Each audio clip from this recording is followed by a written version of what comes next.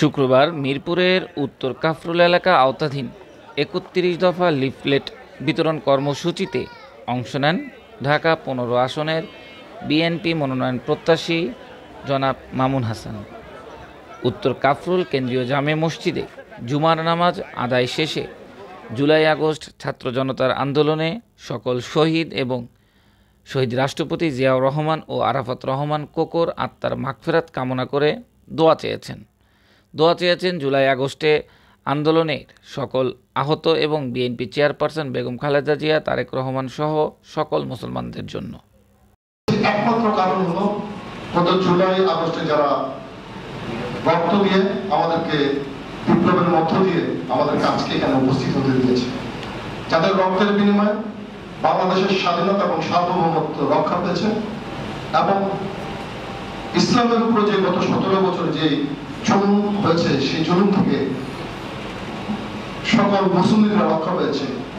সেই শাহাদাত বরণকারী জুলাই আগস্টের বিপ্লবীদেরকে আমরা দোয়া করি যেন আল্লাহ তাদেরকে বেহেশত নসিব করেন এবং যারা এখনো মৃত্যু বরণ করে চিকিৎসা নিচ্ছেন তারা যেন দ্রুত সুস্থতা এবং আরোগ্য লাভ করে আবারও স্বাভাবিক জীবনে ফিরে আসতে পারে, সেই জন্য বরং করুণাময় আল্লাহর কাছে আমরা দোয়া করি।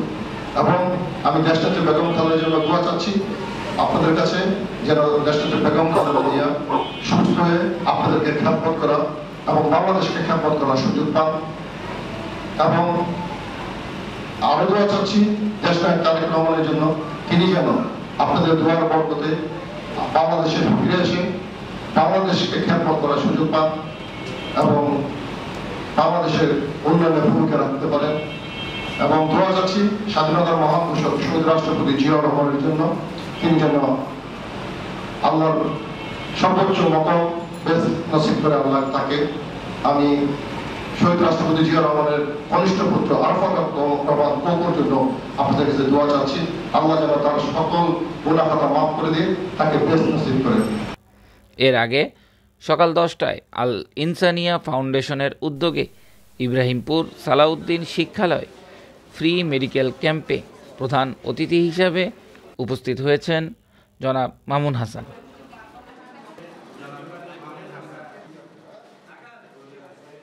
স্বাস্থ্য সুখের মূল, সেই আলোকে আজকে আল ইনসানিয়াত ফাউন্ডেশনের তারা যে ফ্রি মেডিকেল ক্যাম্প করেছে তাদেরকে আমি ধন্যবাদ জানাই।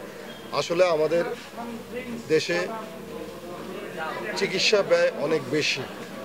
গত 17 বছর বাংলাদেশে স্বাস্থ্য ব্যবস্থা একদমই ভঙ্গুর করে দেওয়া হয়েছে বিভিন্ন মাধ্যম দিয়ে। ইনশাল্লাহ আমাদের দেশনায়ক তারেক রহমান বলেছেন ঘরে ঘরে আমরা স্বাস্থ্যসেবা পৌঁছে দেব, সে আলোকেই তারা এই ক্যাম্প করেছে, তাদেরকে আমি ধন্যবাদ জানাই।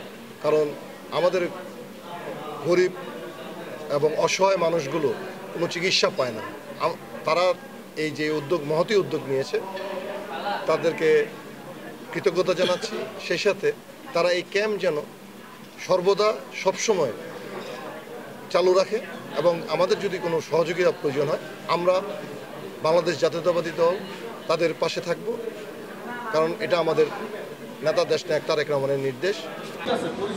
আমাদের এই 15 আসন এটা একটি জনবহুল এলাকা এবং এখানে অনেক দরিদ্র এবং অসহায় মানুষ থাকে, তাদের পাশে থাকার জন্য আমরা সর্বদা চেষ্টা করছি এবং ইনশাল্লাহ আগামীতেও অসহায় এবং দরিদ্র মাঝে আমার এই 15 আসনের একজন কর্মী হিসেবে, দলের কর্মী হিসেবে, বিএনপির একজন কর্মী হিসেবে আমি তাদের পাশে সর্বদা থাকব এবং এখনও আছি, ভবিষ্যতে ইনশাল্লাহ থাকব।